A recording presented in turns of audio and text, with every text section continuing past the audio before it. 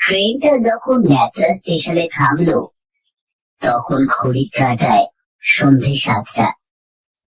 আমি যাচ্ছিলাম নলিকাটা গ্রামে আমার দিদার বাড়িতে।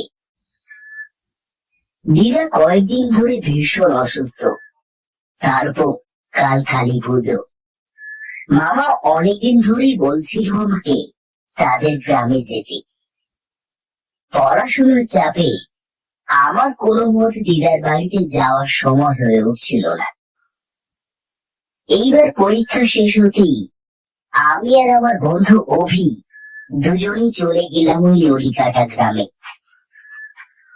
ন্যাত্রা স্টেশন থেকে প্রায় ঘন্টাখানেক লাগে নলিকাটা গ্রামে যেতে। পথ সুগম নয়। মামার মুখে শুনেছি খুব বড় করে ওখানে কালী পুজো হয় নাকি, তাই যাওয়ার ইচ্ছে অনেকদিন ধরেই ছিল। ন্যাত্রা থেকে 7:40 নাগাদ একটা বাস যায়, ওইদিকে যায়, তাতেই উঠে পড়লাম।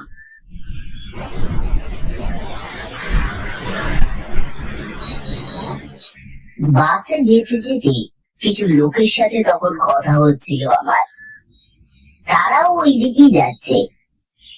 একজন বলল, নলিকাটা গ্রামে যাচ্ছে, বাড়ি ফিরতে পারবেন তো? বাড়ি ফিরতে পারবো না মানে? ওখানে আমার মামার বাড়ি। এলো করেছে, ওই জায়গায় মানুষ যায়, শালা ভূতের আড়ত ওখানে। আরেকজন বলল, হ্যাঁ মশাই, ও ভয়ানক জায়গা।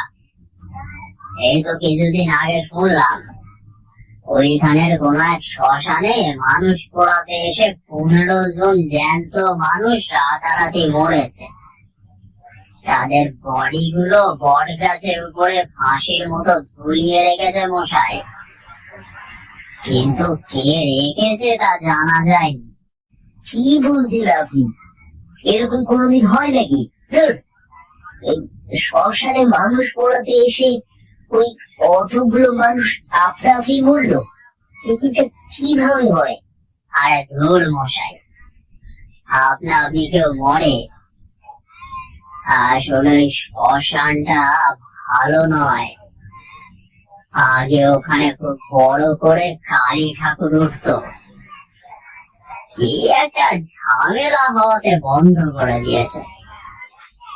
তারপর থেকে মশাই ওই শ্মশান খুব সাংঘাতিক হয়ে উঠেছে, এবং যে ওখানে মরা পোড়াতে যায় সে নাকি আর ফিরে আসে না।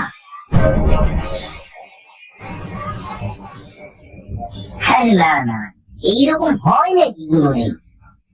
আরে এমনি এমনি মরছে না, অনেক রহস্য আছে বাবু।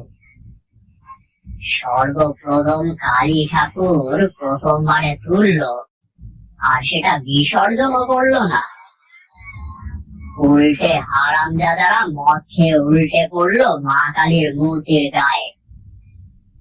মাটিতে পড়তেই মায়ের মূর্তি গেল ভেঙে। তারপরে শুরু হলো একে অপরের সাথে লড়াই। মায়ের বিসর্জন তো হলোই না, উল্টে ওই দিন একে অপরের সাথে কাটাকাটি করে কত মানুষ মরল, আর কিছু মানুষ গেল হাসপাতালে আহত হয়ে। কি মারপিট রে বাবা! ওর মধ্যে মন্দিরের পুরোহিত ও নাকি ছিল, সেও মরেছে। পরের দিন বিচার হলো, থানার বড় বাবু এলো, সবকিছু সমাধান হলো। কিছুদিন পর জাঙ্গিপাড়ার গ্রাম থেকে কিছু মানুষ এলো মরা পোড়াতে, ব্যাস আর কেউ ফিরল না। তারা এসেছিল 8 জন, সবাই মরে ঝুলে পড়লো বট গাছের উপরে ফাঁসির মতো।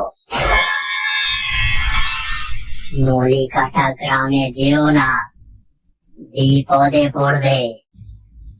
ও খুব সাংঘাতিক জায়গা। ওই নাও, তোমাদের নলিকাটার মোড় চলে এসেছে, ভেবে দেখো কি করবে।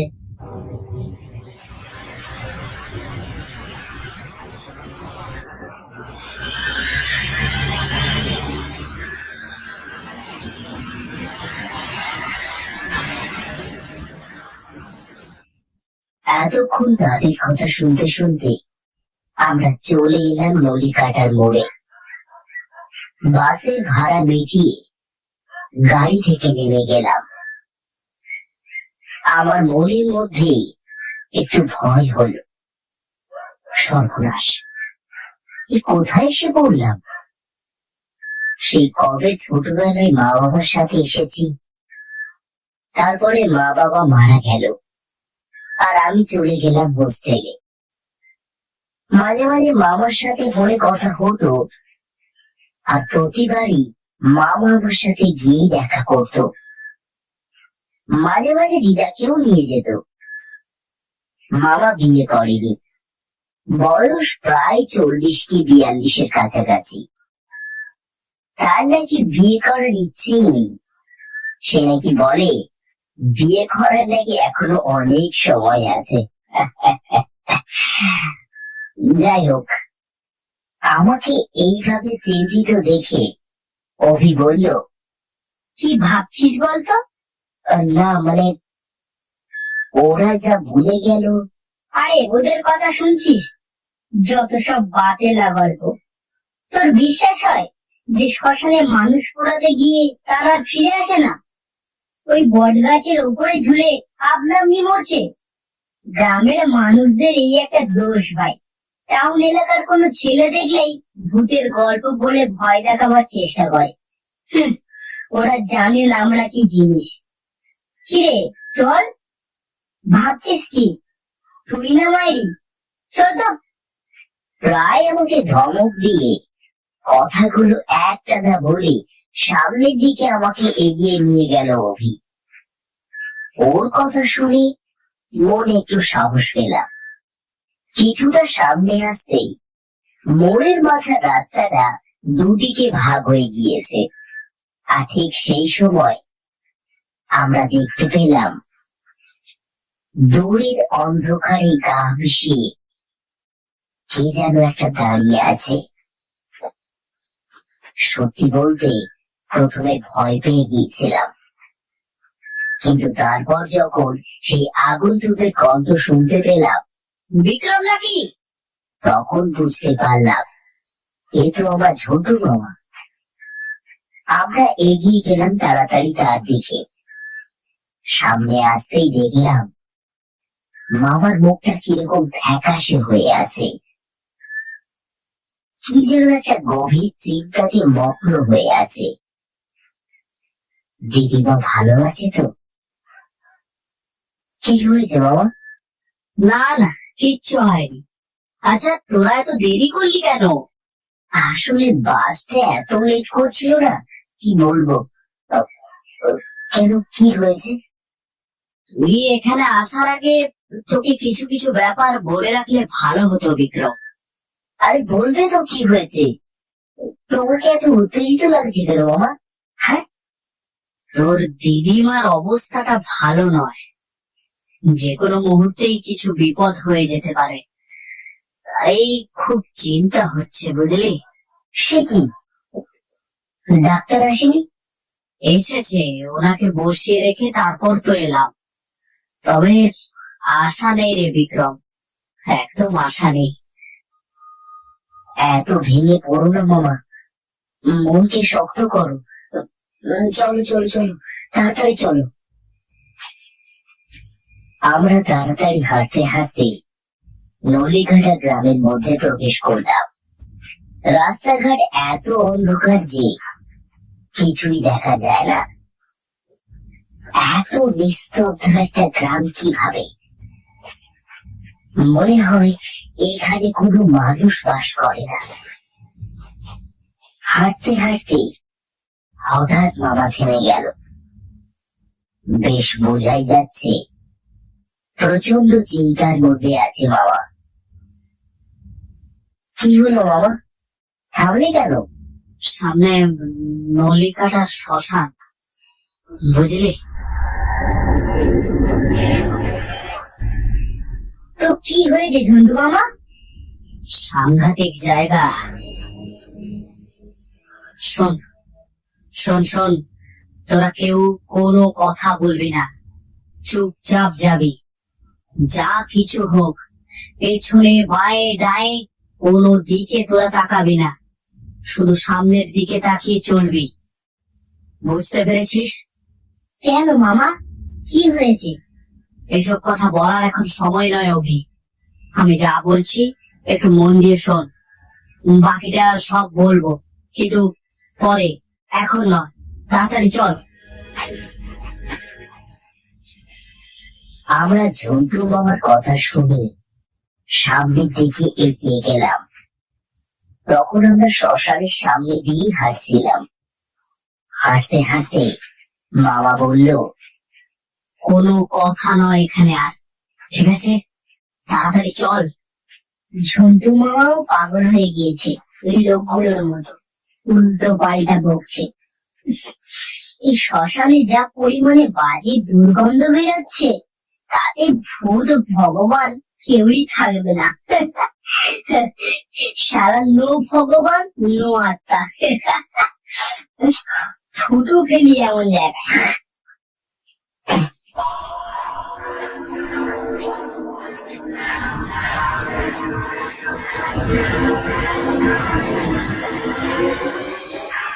অভি থুতু ফেলার পরেই এক অদ্ভুত অবিশ্বাস্য ঘটনা ঘটল।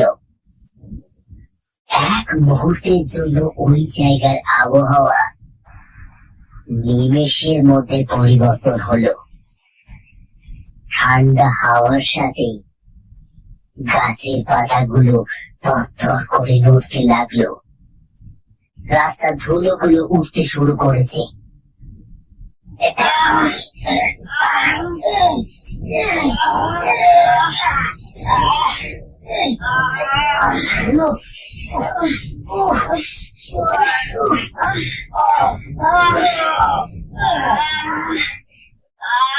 আমাদের চোখে সেই ধুলোগুলো এসে পড়তে শুরু করলো।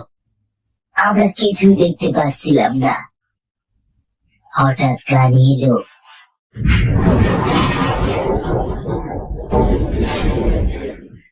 খড়খড় আওয়াজ করে কোনো এক দরজা যেন খুলে গেল আপনা আপনি। সঙ্গে সঙ্গে ছোট বাবা চিৎকার শুনতে পেলাম, পালা পালা, শ্মশানের দরজা খুলে গেছে, পালা। কথাটা বলেই বাবা ছোটার উপক্রম করলো, কিন্তু হঠাৎ করে আরো বিভৎস ঝড় উঠল, ধুলোর ঝড়। সে ঝড়ের বেগে মাটিতে লুটিয়ে পড়ল বাবা। ঠিক সেই সময় শ্মশানের ভিতর থেকে এক অদ্ভুত কণ্ঠের গর্জন শুনতে পেলাম।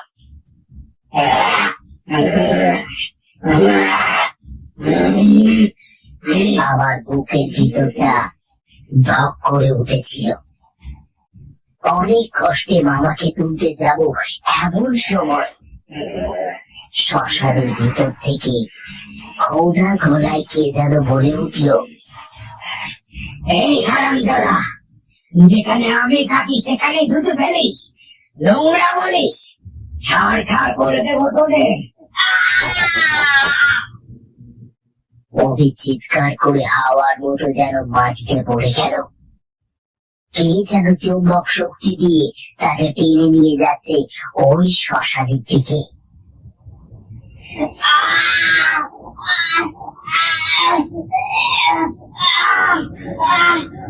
বাঁচাও মামা, বিক্রম, বিক্রম বাঁচা, বাঁচাও আমাকে।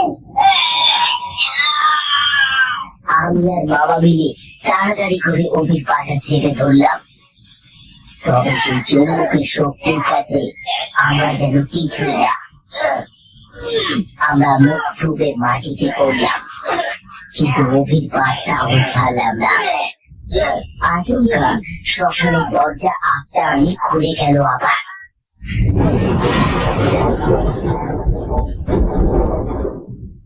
শ্মশানের ভিতর থেকে আবারও শুনতে পেলাম সেই ভয়ানক কর্কশ গলা।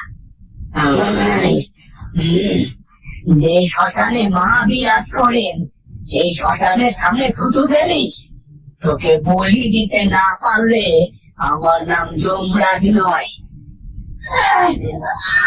আমাকে বাঁচা, আমাকে টেনে নিয়ে যাচ্ছে, বাঁচা আমাকে, বাঁচা। অভির পা ধরে আমরা মাটিতে ঘষতে ঘষতে শ্মশানের দিকে চলে যাচ্ছি। এমন সময় দেখি শ্মশানের দরজা বন্ধ হয়ে যাচ্ছে।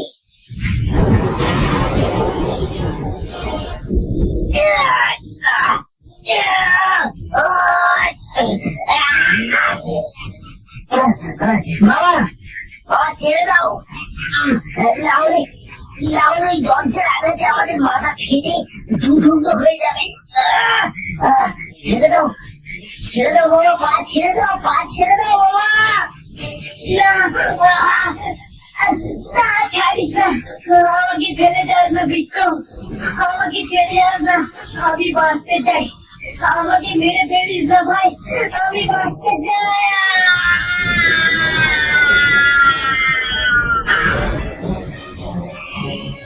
দরজার কাছে খুঁজতে খুঁজতে আমি আর মামা চলে এসেছিলাম। ঠিক সেই সময় দরজা বন্ধ হবার উপক্রম। ঠিক সেই মুহূর্তে আমি আর মামা বাধ্য হয়ে ওই কাঁটা ছেড়ে দিলাম।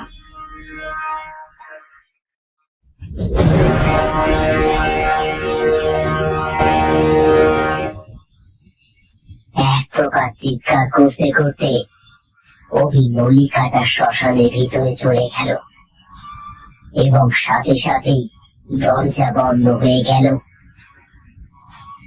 নলি কাটা শ্মশানের ভিতর থেকে ছুটে এলো ভয়ানক হাসির আওয়াজ।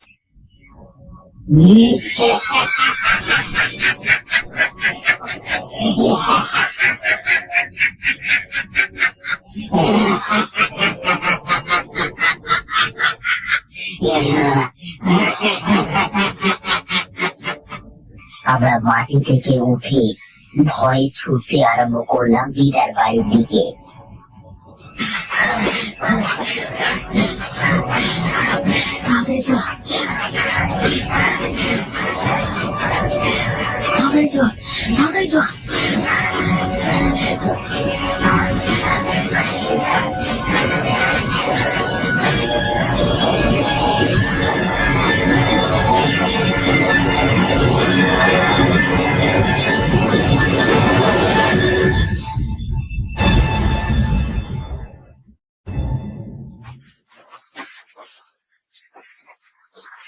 দিদার বাড়িতে আসতেই দেখলাম দিদা মরার মতো বিছানায় শুয়ে আছে।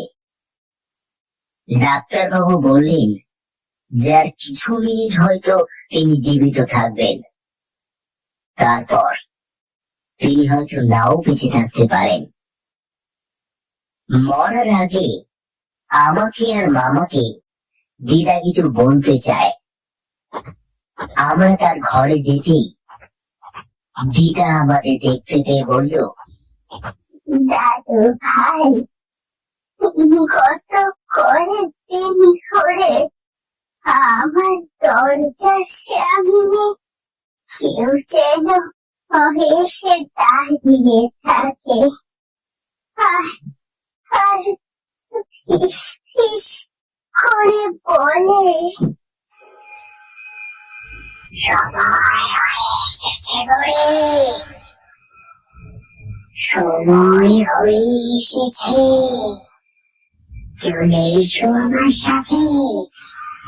নুরি, এই পৃথিবীতে তোমার সময় শেষ, চলে এসো, চলে এসো আমার সাথে।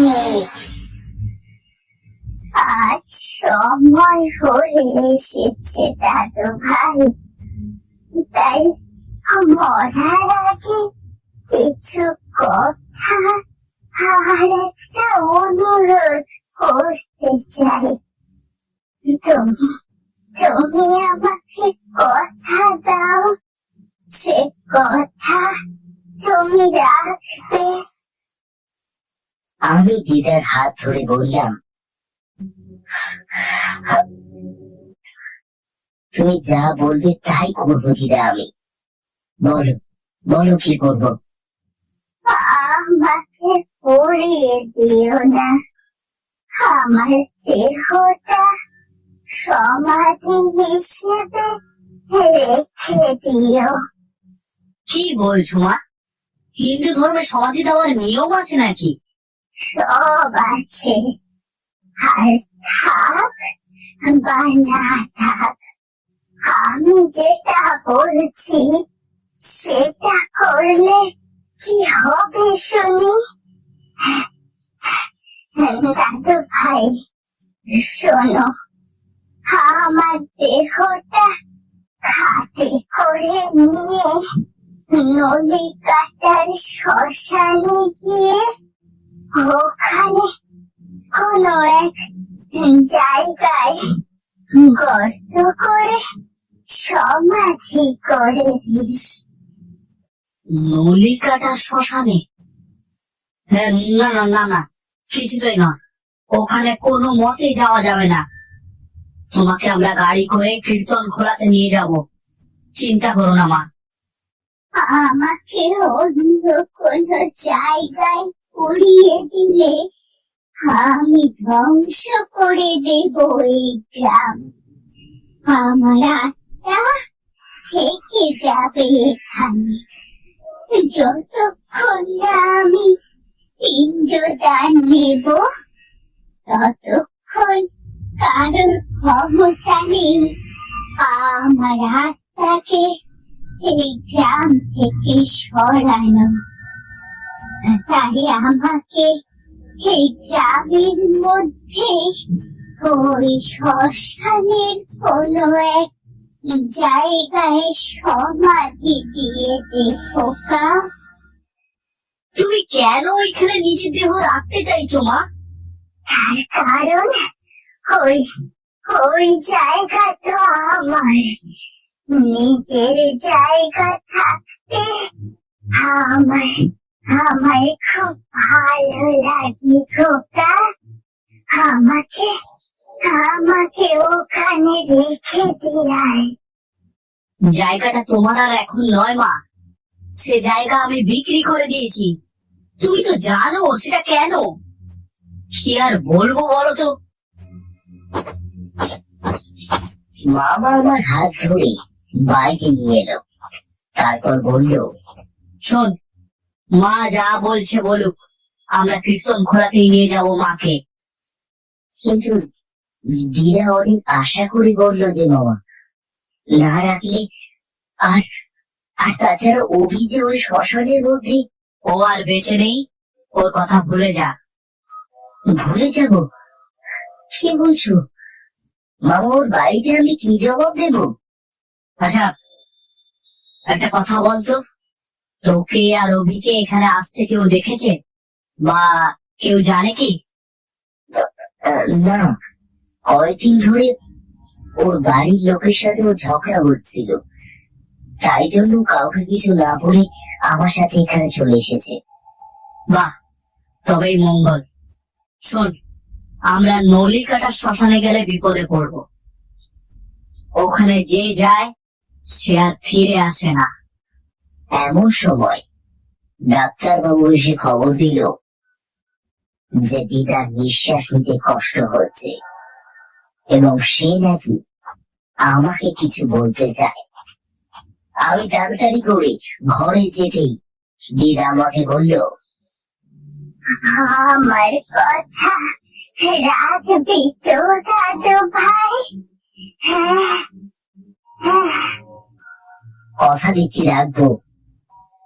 আমরা তোমার দেহ পুড়িয়ে দেব না, ওই শ্মশানই তোমাকে সমাধি দেব, কথা দিলাম। এই কথা শোনা মাত্রই দিদার মুখে হাসি ফুটল এবং তারপরই তার দুই চোখ বন্ধ হয়ে গেল। আমি বুঝতে পারলাম দিদা আর বেঁচে নেই। বুকটা ঠান্ডা হয়ে গেল আমার। মামা ফুঁপিয়ে কেঁদে উঠল সেই সময়। আমার চোখ থেকেও টস টস করে জল পড়তে লাগলো। মিনিট 20 পরেই গ্রামের কিছু লোক জড়ো হলো, কিন্তু তারা কেউ নলিকাটার শ্মশানে যেতে চায় না এবং আমাদের বারণও করলো যাতে আমরা দিদার মৃতদেহ নিয়ে ওখানে না যাই। তবে দিদার কথা আমি ফেলতে পারলাম না। গোপালগঞ্জ গ্রাম এই নলিকাটা গ্রামের পাশেই। সেখানে বৈতরণী সমিতি আছে, যেখানে সৎকার করানোর জন্য কিছু লোক আছে। মামা তাদেরকে ডাকলো। মিনিট 20 মধ্যেই তারা এসে উপস্থিত হলো। প্রথমটাতেই তারা কেউ ওই শ্মশানে যেতে রাজি হচ্ছিল না, কিন্তু পরে অনেক বুঝিয়ে মোটা টাকা নেওয়ার পর তারা রাজি হলো। ওদের মধ্যে থেকে 4 জন লোক এলো এবং আমি আর মামা। রাত তখন প্রায় 11টা। খাট কাঁধে নিয়ে চললাম নলিকাটার শ্মশানে।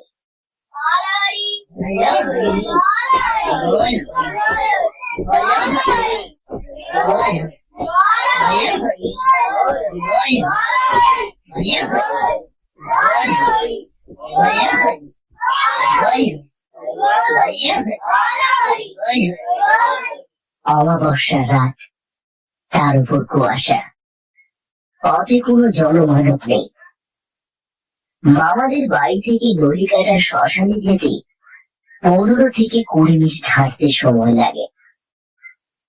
ওদের সর্দার তখন খাট কাঁধে নিয়ে তাদের লোকেদের সাথে কিছু কথাবার্তা বলছিল। আরে মরে গেলে মানুষের দেহ অনেক ভারী হয়ে যায়, এইরকম একটা গল্প তোদের তো আমি আগেও বলেছিলাম, মনে নেই তোদের? আরে মনে আছে তো কালিদা, মনে আছে। ওই কি যেন নাম বটে, বলো না। হ্যাঁ, মহেশের মহাযাত্রা। আহা, কি সুন্দর গল্প গো, কি সুন্দর গল্প। আরে এইরকমই তো অমাবস্যার রাত ছিল বটে, তার উপর কুয়াশা। একদম মিলে গেছে গো গল্পের সাথে কালিদা, একদম মিলে গেছে। ওই জন্য তো বলছি, মরে গেলে জননী বসুন্ধরার টান বাড়ে। আমাদের এই শীতে গরম ক্ষম্য হয়ে যেতে হবে।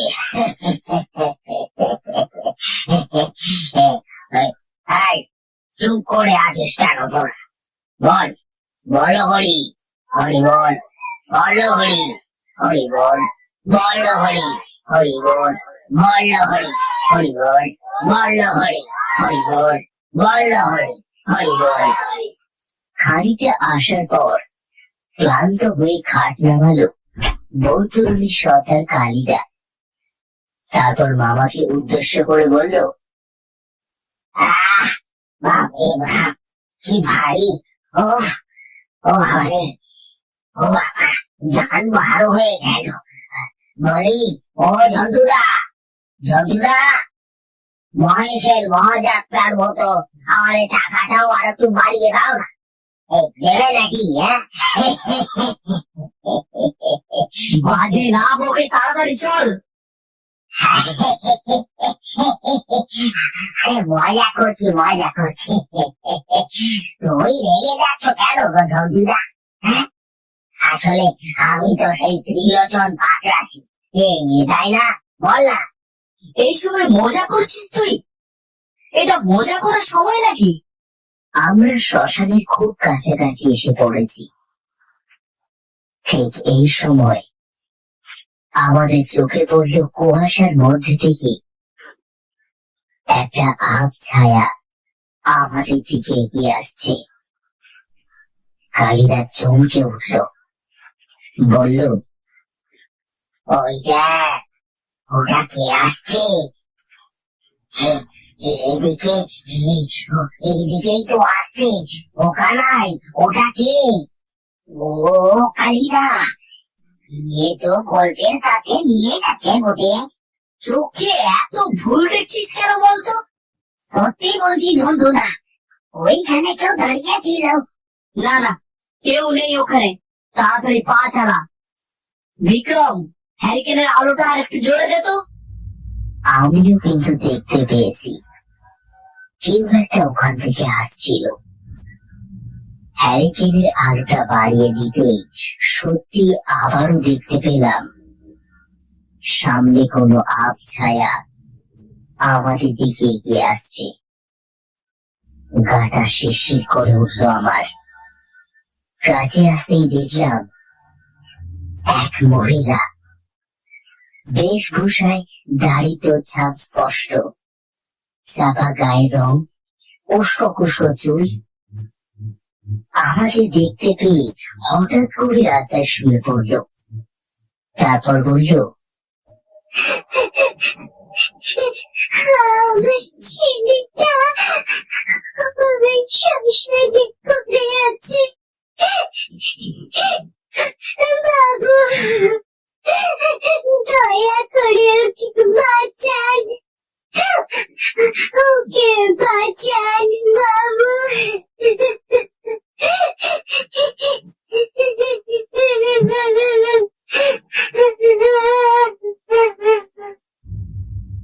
নিশ্চিদ্র নিশ্চিম এই পঞ্জীভূত অন্ধকারের মধ্যে কোনো শব্দ নেই, কোনো প্রাণীর সাড়া নেই, কোনো দিশা নেই। শুধু পায়ের কাছে এই রমণীর খুঁটিয়ে কান্নার শব্দটুকুই খালি শোনা যাচ্ছে। আমি মহিলাটিকে মাটি থেকে উঠিয়ে দাঁড় করাই। তারপর বলি, আপনার ছেলে ওই শ্মশানে কি করছে? আমার স্বামী আজ সকালে মারা গিয়েছে। আমরা উত্তর পাড়া থেকে আসছি। কেউ আমার স্বামীকে সৎকার করতে চাইছে না, তাই জন্য আমি একাই আমার স্বামীকে কাঁধে করে নিয়ে আসি এখানে। আমার একটা 11 বছরের ছেলে আছে, তাকে বসিয়ে রেখে আমি শ্মশানের বাইরে আসি যদি কারোর সাহায্য পাই। তবে কাউকে দেখতে না পেয়ে আমি যখন আমার শ্মশানে যাই, ঠিক সে সময় দেখি আমার স্বামী ওখানে নেই, আর আমার বাচ্চাটা বটতলার গাছের মাথার এক মোটা ডালের ওপরে শুয়ে আছে। ওকে কত করে ডাকছি, কিন্তু সাড়া দিচ্ছে না। আমি গাছে উঠতে পারি না, তাই ছুটতে ছুটতে এই রাস্তা ধরে এলাম। বাঁচান, আমার ছেলেটাকে বাঁচান বাবু, বাঁচান। মহিলার কথা শুনে আমার খুব মায়া হলো। বেচারা এলো তো এলো, এই শ্মশানে এলো, আর কোনো জায়গা পেল না। কালিদা আমার পাশ থেকে বলল, আরে আরে কাঁদবেন না আপনি, আমরা ওই শ্মশানে যাচ্ছি, দেখছি কি করা যায়। কিন্তু আপনার স্বামী ওইখান থেকে নিরুদ্দেশ হয়ে গেল কি করে, সেটাই তো আমার মাথায় আসছে না। আর ছেলেটা বট গাছে ডালের উপরে শুয়ে আছেই বা কেন? আমি নিজেও জানি না বাবু। আমি তো এর আগে এই গ্রামে কখনো আসিনি। পেটে খুব ব্যথা করছে, প্রচন্ড যন্ত্রণা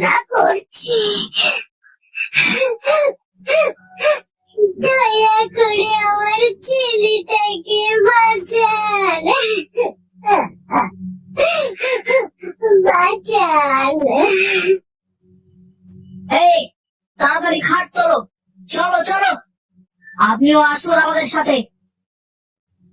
কিন্তু খাট তুলতে গিয়ে এক মহা মুশকিলে পড়লাম। কোনো মতে খাট আর উঠছে না। চারজন লোক শরীরের সমস্ত শক্তি দিয়ে খাট তোলার চেষ্টা করছি, কিন্তু কোনো মতে খাট আর উঠছে না। শেষে আমি আর মামা গিয়েও ওদের সাথে দিদার খাটটা তোলার চেষ্টা করলাম, কিন্তু কোনো মতে খাট উঠছে না। আরে এই ছেলে খেলা হচ্ছে নাকি? হ্যাঁ, খাট উঠছে না কেন? বলি করা খাস না নাকি? হ্যাঁ, ও বাবা রে, ও আমি নিজেই তো হাঁপিয়ে পড়েছি। এই চল, আরেকবার চেষ্টা করি, চল চল চল। এমন সময় মহিলাটি এগিয়ে এসে খাটে হাত দিতেই এক অবাক কাণ্ড ঘটল। এতক্ষণ যে খাট 6 জন মিলে তুলতে পারছিলাম না, সেই খাট ওই মহিলা হাত দিতেই খাটটা আমাদের কাঁধে উঠে গেল কি করে? সবাই এই চিন্তাই হয়তো করছিল। দিদার ভার ক্রমশ বাড়ছে, এক অসহ্য রকমের ভারী হয়ে উঠেছে দিদার দেহ। আমরা সকলে মাটিতে বসে পড়লাম। চলে এসেছি আমরা, বলছি চলুন না আমার ছেলেটাকে একটুখানি একটু সাহায্য করুন না। আর ছেলে? ও বাবা, এইরকম খাট জন্মেবই। ও মা গো, ও বাবা, ও বাবা কি ভারী। ও ও ও বাবা, ও কালিদা, যাই বলো কালিদা, এ তো পুরো মহেশের মহাযাত্রার গল্পের মতন। ও বাবা, যদি এক চিলতে গাধা থাকতো এই সময় তাহলে বেশ ভালোই হতো, কি বলো? এই চল চল চল, উঠে পড় তোরা। আরে ওঠা ওঠা, খাটটা ওঠা, দেরি করিস না, চালাকি পরে করবি, তাড়াতাড়ি ওঠা। খাট কাঁধে নিয়ে নদীঘাটার শ্মশানে প্রবেশ করলাম আমরা। প্রায় 2 ঘন্টা মতো আগে এখানে আমাদের সাথে যে কি হয়েছিল তা একমাত্র আমি আর মামা ভালোই জানি। শ্মশানটার সামনে এক মস্ত বড় শানের ঘাট, সামনে বড় বড় কিছু গাছ রাজার মতন দাঁড়িয়ে আছে। খানিকটা দূরে একটা ঘরের মধ্যে চিতার খাট তৈরি করা, এবং তার পাশে একটা জমির মধ্যে সমাধিরও জায়গা রয়েছে। জায়গাটা অত্যন্ত নিস্তব্ধ এবং ভয়ানক, গা ছমছম করছে। খাট নামিয়ে কালিদা বলল, চলো চলো চলো, দেরি করে লাভ নেই। তাই কানাই, তুই পটাই আর কেষ্ট মিলে ওনার সাথে যাতো, গিয়ে দেখ ওনার ছেলে কোন বট গাছে উঠেছে, গাছে উঠে নামিয়ে নিয়ে চলে আয়, দেখিস সাবধানে কিন্তু।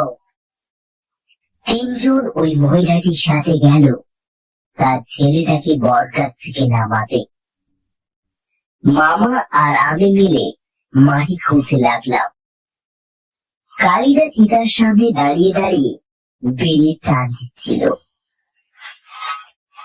ঠিক সেই সময় দূরের কোনো এক জায়গা থেকে পুরুষ কণ্ঠে চিৎকার ভেসে আসলো আমাদের দিকে।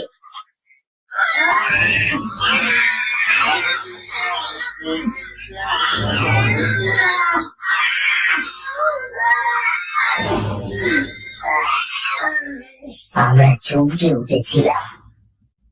কালিদা চোখ বড় বড় করে বলল, হ্যাঁ, এটা তো পটাই, কৃষ্ণ আর কানাইয়ের গলা। কি হলো ওদি? হ্যাঁ, আমরা 3 জন মিলে ছুটে গেলাম সেই থেকে যেখান থেকে চিৎকারটা ভেসে আসছিল। খানিকটা ছুটে যেতেই কালিদা হাত নেড়ে বলল, এখান থেকে মনে হচ্ছে চিৎকারটা ভেসে এসেছিল। আমি শুনেছি ঝন্টুদা। আমরা চারিদিকে তাকিয়ে দেখতে লাগলাম। এমন সময় পাঁজরে একটা মৃদু গোত্তা খেয়ে মামার দিকে তাকালাম আমি। দেখলাম তার চোখ সামনের দিকে। আমি আর কালিদা সেই দিকে তাকাতেই চমকে উঠলাম। তিনজন মানুষ বট গাছের ডালের উপরে ঝুলছে, যেন কেউ গলায় দড়ি বেঁধে তিনজনকে ডালের উপরে ঝুলিয়ে দিয়েছে। হৃৎপিণ্ড মুহূর্তের জন্য স্তব্ধ হয়ে যায় আমার। কি করে হলো? বাবা আজকে উঠে বলল, আমি বলেছিলাম, বারবার করে বলেছিলাম এখানে না আসতে। শুনলি না তো বিক্রম? তোর দিদার কথা রাখতে গিয়ে আমাদের নিজেদের প্রাণটাও এবার যাবে। এখানে এখানে যে আসে সে আর ফিরে যেতে পারে না, বুঝেছিস? আরে এই কি সর্বনাশ হলো! আমার সঙ্গীতের এই কি অবস্থা! এই ভগবান হে রাম! আর সেই মহিলাটা কোথায় গেল? উনি বলল যে ওনার ছেলে ওই বট গাছের উপরে আছে। সে গেল কোথায়? হে বাবা, কোথায় গেল? বাবা, সেটাই তো ভাবছি, ওই মহিলাটা গেল কোথায়? কোথায় গেল? আমি বলি কি বিক্রম, তোর দিদা যা বলেছে বলুক, সে মারা গেছে। ও আর ভেবে লাভ নেই। দিদার খাটটা নিয়ে চিতার সামনে চল বিক্রম। ওখানে তোর দিদার দেহ রেখে ওই সামনের বাঁশঝাড়ে গিয়ে বাঁশ কাঠ কেটে আনি। দেরি করিস না, চল চল বিক্রম। কালিদা বাকি তিনজনকে গাছ থেকে নামিয়ে আনলো এবং তাদের দেহটাও ওই চিতার সামনে রাখা হলো। ডুকরে কেঁদে উঠলো কালিদা। আমরা তাকে কোনোভাবে সামাল দিলাম। তারপর আমি, কালিদা আর মামা দিদাকে চিতার খাড়ের উপর রেখে সামনে গেলাম বাঁশ কাঠ গুড়িয়ে আনতে। একে অমাবস্যা, তারপর মারাত্মক ঠান্ডা। চারিদিকে এত অন্ধকার আর এত কুয়াশা যে কিছুই দেখার উপায় নেই। অনেক কষ্টে পা প্রায় ঘষে ঘষে এগোচ্ছি আমরা। সবার পেছনে আমি ছিলাম। ঠিক এমন সময় আমার মনে হলো কে যেন আমাদের পিছন থেকে এই মাত্র হেঁটে সামনের দিকে চলে গেল।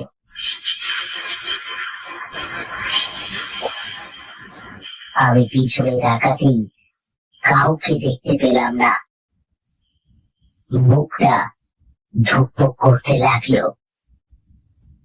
আকাশের দিকে একবার আমি তাকাই, আর তখনই ব্যাপারটা আমার বোধগম্যতার মধ্যে আসে। সমস্ত চরাচর কেমন যেন এক বিস্তীর্ণ নিঝুম স্তব্ধতায় কুঁকড়ে আছে। শুধু যে আলো নেই তা নয়, শব্দও নেই। ঘোর অমানিসা, যেন কোনো এক বিপর্যয়ের আশঙ্কার মুখ। কালিদা আর মামা কয়েকটা বাঁশ ও কাঠ মাটিতে পড়ে থাকায় সেগুলো গুড়িয়ে নেয় এবং কিছু শুকনো কাঠ গাছ থেকে ভেঙে নেয়। তারপরে বলে, শোন, এতে কাজ হয়ে যাবে। চিতা ভর্তি করে কাঠ দেওয়ার দরকার নেই। এমনিতেই ভয় হাত পা কাঁপছে আমার। কাঠ কুড়িয়ে আনবার আর কোনো ক্ষমতা নেই আমার। ঠিক বলেছ, চলো তাড়াতাড়ি পুড়িয়ে দিয়ে এখান থেকে চলে যাই। খিদেটা কি হয়ে গেল! হে মা মনসা মা, মাগো মাগো রক্ষা করো মা।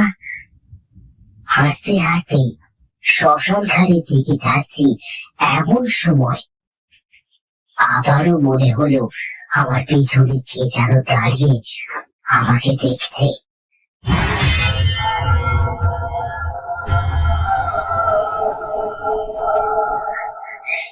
মুহূর্তের জন্য আমি থমকে দাঁড়িয়ে পড়লাম। বুকের ভিতরটা সে সময় ভয়ে কেঁপে কেঁপে উঠছিল। মামা ও কালিদা অনেকটা আগে চলে গিয়েছে, তারা আর পেছনে ফিরে তাকায়নি। আমি এবার সাহস করে পিছনে ফিরে তাকাতেই দেখলাম আমার কাছ থেকে কয়েক হাত দূরে কে যেন দাঁড়িয়ে আছে। অন্ধকারে অন্ধকারে তার আবছায়াটা খালি দেখা যাচ্ছে। কে কে ওখানে? কে? অন্ধকারের মধ্যে থেকে ভেসে এলো, আমি বন্ধু, আমি। হ্যাঁ, অভি? অভি?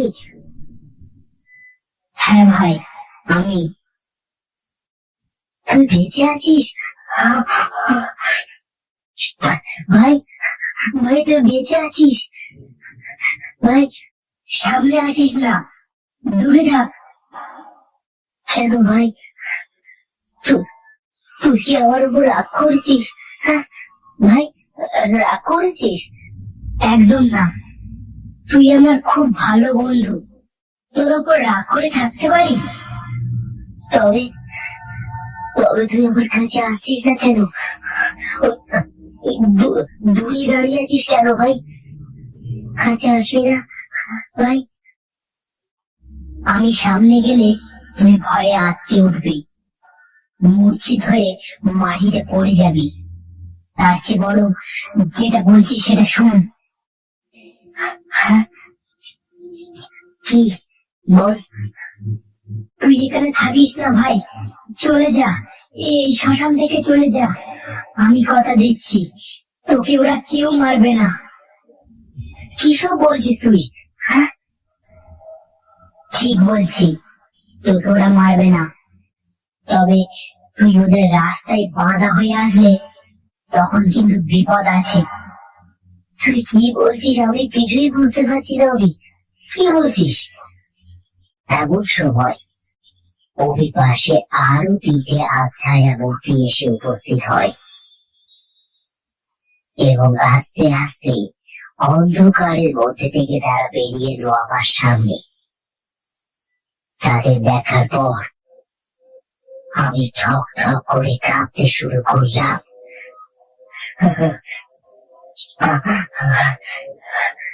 ভয় পেও না, আমি তোমার কোনো ক্ষতি করব না।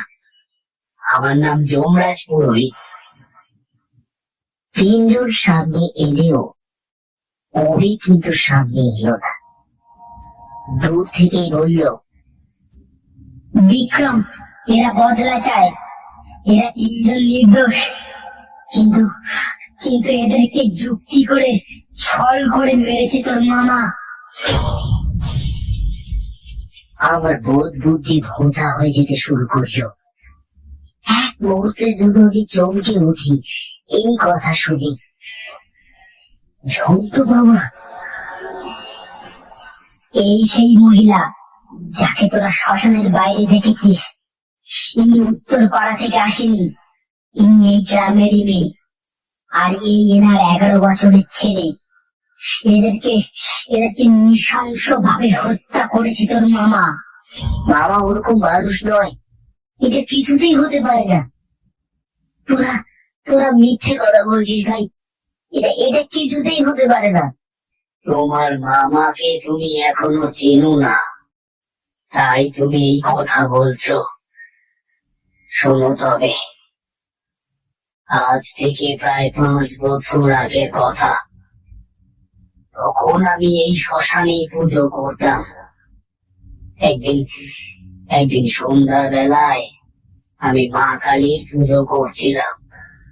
তখন দেখি তোমার মামা আর কিছু গ্রামের লোক মিলে কিছু কথা আলোচনা করছিল মন্দিরের পিছনে দাঁড়িয়ে। তাদের কথা আমি কিছুটা আড়ি পেতে শুনলাম। তারা বলছিল, অনেক টাকা উঠেছে ভাই, রোড কালেকশন থেকে শুরু করে পাড়ায় চাঁদা তোলা টোটাল 15,000, বুঝলি? সরকার থেকে দিচ্ছে 8,000, তাহলে টোটাল দাঁড়ালো গিয়ে এই 23,000। বাস 10,000 শ্মশানের জন্য থাক। মায়ের মুখে কি রং করবে বলছিল ও বেটা যমরাজ পুরোহিত, আর কি যেন কাজ করবে বলছিল। প্রচন্ড 10 দিয়ে দাও, আর বাকিটা আমার। পাগল নাকি? দোষ দেবো কেন? তাছাড়া মায়ের মূর্তি রং করে কি হবে? কোনো লাভ আছে কি? আর মন্দির ঠিক করেও বা কি হবে? ও যেমন আছে তেমন থাক। পুজোর খরচা খালি দেব, বাকিটা আমাদের। বিরোধী পার্টিরা তাহলে কি করতে আছে? আমরা কাজ করব আর ওরা ভোটের সময় এসে ভোট নেবে? আমার বাড়ির আবদার পেয়েছে নাকি? এইসব কথা শুনে আমি বাইরে বেরিয়ে এসে প্রতিবাদ করি, কিন্তু ওরা আমার কোনো কথা শোনে না। দিনের পর দিন ওরা গরিব মানুষের টাকাগুলো নিয়ে মন্দিরের কাজে না লাগিয়ে নিজেরা ফুর্তি করেছে, মদ খাচ্ছে। এমনকি তোমার মামা শ্মশানের মধ্যে মেয়ে এনে তাদের সাথে নোংরা কাজ করতে গিয়েও ধরা পড়েছে, আর সেটা আমি ধরিয়ে দিয়েছিলাম। পাড়ায় জানাজানি হতেই তোমার মামাকে সবাই ধিক্কার দিতে শুরু করে। সেই রাগে তোমার মামা আমাকে ফাঁসিয়ে দেয়, বলে কি সরকার থেকে পাওয়া ও গ্রামের লোকের টাকা নাকি আমি নিয়েছি। এমনকি বিরোধী পার্টির সঙ্গে হাত মিলিয়ে শ্মশানটাকে ভেঙে মদের ব্যবসা করবো বলেছি নাকি। আমাকে জোর অপবাদ দেয়, তারপর নিজেরা মিলে আমাকে মারধর করে। কালী পুজোর সময় নিজেদের মধ্যে মারপিট করে, তারপর মাঝরাতে আমাকে, আমার স্ত্রী ও আমার ছেলেকে বাড়ি থেকে তুলে এনে ওই শ্মশানের বট গাছের উপরে গলায় দড়ি দিয়ে ঝুলিয়ে দেয় বিনা কারণে। এত মারলো আমাকে, তাও রাগ কমলো না ওর। আমার বউকে গলায় দড়ি দেবার আগে 7-8 মিলে ধর্ষণ করে, তারপর তাকে বট গাছের উপরে ঝুলিয়ে দেয় উলঙ্গ অবস্থায়। তুমি বলো এটা কোথাকার বিচার? কই, পুলিশ তো কিচ্ছু করলো না। একটা মেয়েকে ধর্ষণ করলো, একটা বাচ্চা ছেলেকে হত্যা করলো, কোথায় পুলিশ? পুলিশ তো এসে কোনো সমাধান করলো না। উল্টে পরের দিন কালী পুজোর বিসর্জনে পুলিশ নিজে এসে মদ খেতে লাগলো ওদের সাথে। আমরা ওই গাছের গোড়ায় বসে সব দেখলাম। এত পাপিষ্ট মন তোদের, তাই আর রাগ সহ্য করতে পারলাম না। প্রতিজ্ঞা করলাম যে এই শ্মশানে পা রাখবে সে আর বেঁচে ফিরে যেতে পারবে না। তোমাদের মামাদের দলের বাকি পান্ডাদেরও আমরা কবেই শেষ করে দিয়েছি। এমনকি মরার আগে তোমার দিদার শরীরে আমার স্ত্রী প্রবেশ করেছিল, যাতে তোমরা ওনার দেহটাই নলিকাটা শ্মশানে আনতে পারো। আর আমাদের শেষ শিকারকে আমরা বধ করতে পারলেই তবেই আমাদের আত্মার শান্তি পাবে। আমি হা করে কথাগুলো শুনছিলাম সেই সময়। মামা এইরকম নোংরা একটা কাজ করতে পারে সেটা ভাবতে পারিনি। মনের মধ্যে কেমন যেন মায়া হলো ওদের উপর। জানি না এর পরে কি হবে, তবে যেমন কর্ম তেমন ফল, এই ভেবে আমি ওদের সাথ দিলাম। বললাম, আমাকে কি করতে হবে? কি করলে তোমরা আমার বাবাকে শেষ করতে পারবে বলো? ওদের মুখে যেন হালকা হাসি ফুটল। যমরাজ পুরোহিত বলল যে আমার মামার গলায় এক শক্তিশালী খবর আছে, যেটা আমাকে খুলে ফেলতে হবে। যতক্ষণ ওই কবচ আমার মামার গলায় থাকবে ততক্ষণ ওরা নাকি মামাকে ছুঁতে উঠতে পারবে না। ঠিক আছে, তাই হবে, তবে আমাকে একটু সময় দাও। সময় নিলে হবে না, আজ অমাবস্যার রাত। আর যদি আমরা তোমার মামাকে শেষ করতে না পারি তাহলে আর কোনো দিনও আমরা ওনাকে শেষ করতে পারবো না। তাই তাই দয়া করে আমাদের সাহায্য করো, আমাদের এইটুকু সাহায্য করো। ঠিক আছে, তাই হবে। এসো, তোমরা আমার সাথে এসো। আমরা হাঁটতে হাঁটতে শ্মশান ঘাটের দিকে এলাম। দেখলাম মামা আর কালিদা চিতার উপর কাঠ সাজাচ্ছে। আমার পাশ থেকে ওই মহিলাটি ফ্যাস ফ্যাসে গলায় বলল, যাও, তোমার মামার গলার থেকে ওই কবচটা খুলে নাও। যাও। কথাটা বলি সে যেন হাওয়ার মতো কোথায় যেন মিলিয়ে গেল। আমি আস্তে আস্তে এগিয়ে গেলাম মামার কাছে। মামা আমাকে দেখতে পেয়ে বলল, কিরে, কোথায় ছিলিস এতক্ষণ? না মানে ওখানে। কে কে ওখানে? কে কে ওখানে? হ্যাঁ, না কেউ নয়, না না মামা, না মানে কেউ কেউ। তুই কি আমার কাছে কিছু লুকোচ্ছিস? না না না না না, কি লুকাবো আর? না, কিছু লুকাইনি। ধন্দুদা, সীতা রেডি আছে, তাড়াতাড়ি তোমার মার বডিটা নিয়ে এসো এখানে, তাড়াতাড়ি এসো। একা একা হবে না, খাট খুব ভারী, তিনজনকে ধরতে হবেই। চল চল বিক্রম।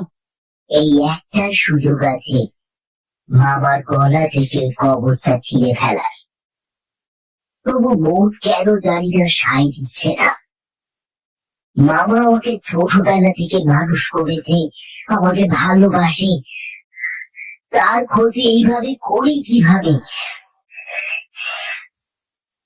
আর সত্যি কি বাবা ওই কাজের সাথে যুক্ত, নাকি ওরাই মিথ্যে কথা বলছে? মামাকে বিনা অপরাধে মারবে বলে মাথায় কিছুই আসছে না। কি করবো বুঝতে পারছি না আমি। কি হলো? আয়, দাঁড়িয়ে আছিস কেন? দেরি করিস না, এই জায়গাটা ভালো নয়, তুই তো জানিস।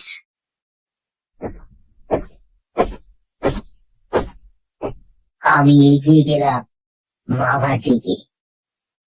খাটটা তুলতে যাব ঠিক এমন সময় মামা নিচু হতেই গলায় ঝোলানো সেই কবচটা জামার বাইরে বেরিয়ে এলো। আমি ভাবছি কবচটা খুলবো না খুলবো না। এইসব ভাবতে ভাবতে হঠাৎ কি মনে হতে কবচটা টেনে খুলে দিলাম আমার গলা থেকে। অমনি মামা খাট ছেড়ে চিৎকার করে বলল, না, কি করলি বিক্রম, কি করলি?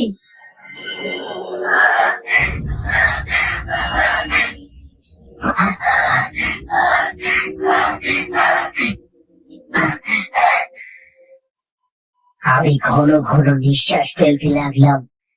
বুঝতে পারছি না যে আমি কি করবো এখন। আমার মাথা যেন গড়বড় করে ঘুরছে, চোখ চোখ ঝিমিয়ে আসছে। কেন করলি এটা? বল বল বল, চুপ করে আছিস কেন? বল। আমি মামাকে কিছু বলতে যাব ঠিক এমন সময় ঝড় উঠল। গাছের পাতা সন সন করে বইতে লাগলো। মুহূর্তের মধ্যে চারিদিকের আবহাওয়া পাল্টে গেল ঠিক প্রথমবারের মতো। ধুলো উঠতে লাগলো হো হো করে।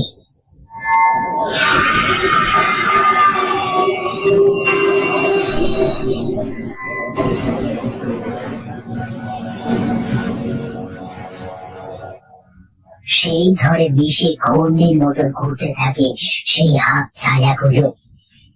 মামা ঠিকরে পড়ে যায় মাটিতে।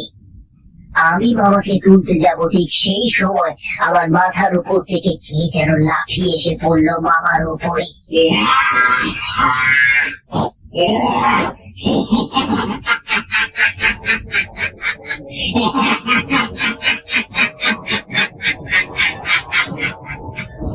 কালিদা এই সব দৃশ্য দেখে ওরে বাবা রে গেল রে, ও বাবা, ও বাবা রে, ও ও ও ও ও বলে দৌড় দিল। আমি পিছন ফিরে দেখলাম তিনটে আবছায়া মূর্তি মামার সামনে দাঁড়িয়ে আছে। আজ তোকে মেরে ওই বট গাছের উপরে ঝুলিয়ে রাখবো, ঠিক যেমন 5 বছর আগে আমাদের ওই বট গাছে ঝুলিয়ে রেখেছিস তুই।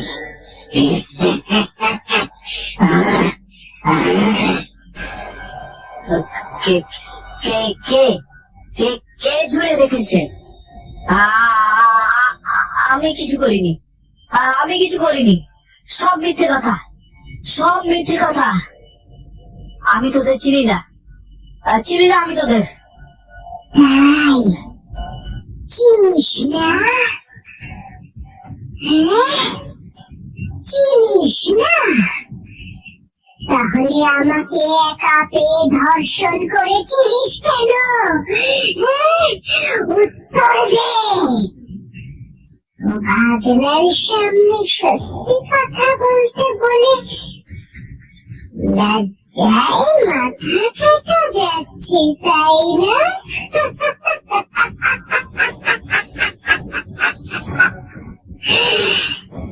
তোর ভাগনা আগে থেকে সব জানে, বুঝলি? তোর ভাগনা আগে থেকে সব জানে।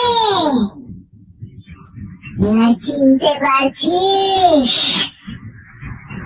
ওকে ছাড়বে না মা, ও আমাকে, আমার বাবাকে, তোমাকে হত্যা করেছে। ওকে ছাড়বে না মা, কিছুতেই ছাড়বে না। মামা আমার দিকে ফ্যাকাশে দৃষ্টিতে তাকায়। সে যে অত্যাধিক ভয় পেয়েছে তা তার রূপ দেখে বোঝা যাচ্ছে।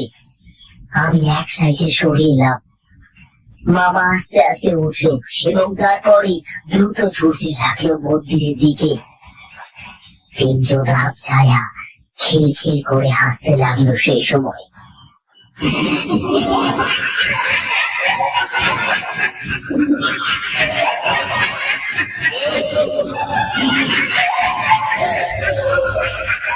তারা কিন্তু মামার পেছনে ছুটে গেল না, শূন্যে ভেসে রইল।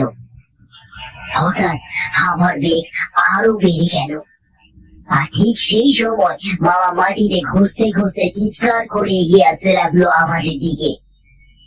3টে আবছায়া একসাথে খল খল করে আবারও হাসতে লাগলো।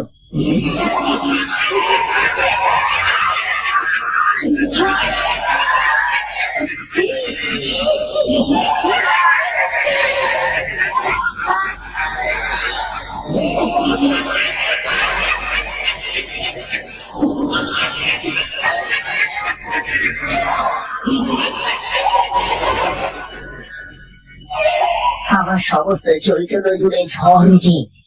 কাল রাত্রির মহাঝড়, শ্মশানের আগুন আকাশ বাতাস জ্বালিয়ে গলিয়ে সেই 3 জনের আবছায়া এবার নিজেদের রূপে ফিরে এলো। তাদের দেখে মামা হাত জোর করে তাদের পায়ের সামনে পড়লো। আমাকে ছেড়ে দাও, আমাকে ছেড়ে দাও, আমাকে ছেড়ে দাও। আমি অন্যায় করেছি, আমাকে ছেড়ে দাও। সব দোষ আমার। হ্যাঁ হ্যাঁ, আমাকে ছেড়ে দাও। হ্যাঁ, সব দোষ আমার। আমার ভুল হয়ে গিয়েছে, আমাকে ক্ষমা করে দাও, আমাকে করে দাও, আমাকে ছেড়ে দাও, ছেড়ে দাও আমাকে। ছেড়ে দেবো তোকে কুকুরের বাচ্চা, ছেড়ে দেবো তোকে। তুই বেঁচে থাকলে আমরা কি করে মুক্তি পাবো? হ্যাঁ বল, ছেড়ে দেবো আমি? মুক্তি পাবো আমরা, মুক্তি পাবো। ওকে মেরে দিলে তো সব শেষ। ও তো মুক্ত হয়ে যাবে। ওকে বাঁচিয়ে রাখতে হবে। তিল তিল করেও মরবে।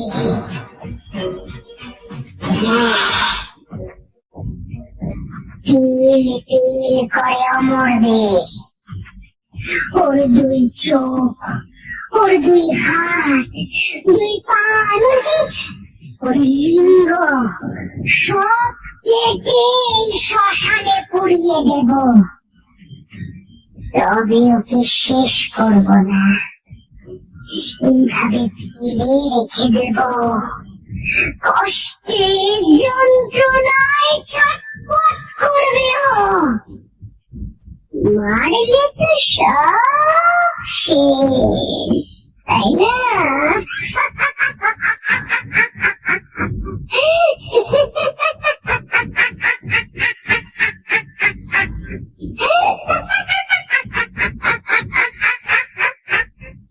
আমি শুধু কথাগুলো শুনছি, আমার বুক থেকে সেই সময় কোনো শব্দ বেরিয়ে আসছে না।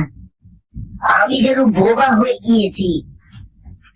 ওই মহিলাটি বাম হাতে দীর্ঘ করে চিতার ওপর থেকে বাঁশের আগাটা তুলে আনে। তারপর সেই বাঁশের ধারালো আগা দিয়ে মামার দুই চোখের মধ্যে ঢুকিয়ে দেয়। পুরুষ ব্যক্তিটি দীর্ঘ হাত বাড়িয়ে দুই হাত ছিঁড়ে দেয় এবং সেই বাচ্চা ছেলেটি মামার পায়ে কামড় বসায়। যন্ত্রণায় ছটফট করতে থাকে বাবা। আমি আর চোখের সামনে দেখতে পারলাম না। বেরিয়ে এলাম শ্মশানের বাইরে। শ্মশানের ভিতরে তীব্র মামার চিৎকার শুনতে পাচ্ছি, আর তার সাথে খল খল করে একসাথে হাসছে সেই ব্রাহ্মণ পরিবার।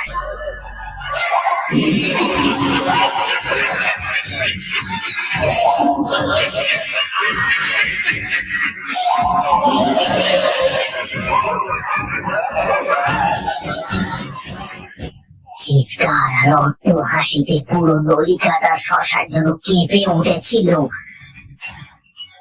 অত রাতে যদি কেউ জেগে থাকতো, তবে সে দেখতো যে হঠাৎ করে নলিকাটার শ্মশানে দপ করে জ্বলে উঠেছে লাল আলো। নলিকাটার শ্মশান থেকে যেন এক লাল আভা বিচ্ছুরিত হচ্ছে। আস্তে আস্তে তা উঠে যাচ্ছে, গুঁড়ো হয়ে মিলিয়ে যাচ্ছে। তার সঙ্গে সঙ্গে আরো অনেক কিছু উড়ে যাচ্ছে, মিলিয়ে যাচ্ছে রাতের অন্ধকারে। তাদের তিনজনের খলখল হাসি শুনতে পাওয়া যায় এবং আস্তে আস্তে তারা মিশে যায় মহাশূন্যে। শ্মশানের বাইরে থেকে মুখ বাড়িয়ে দেখলাম দাউ দাউ করে চিতার কাঠ জ্বলছে।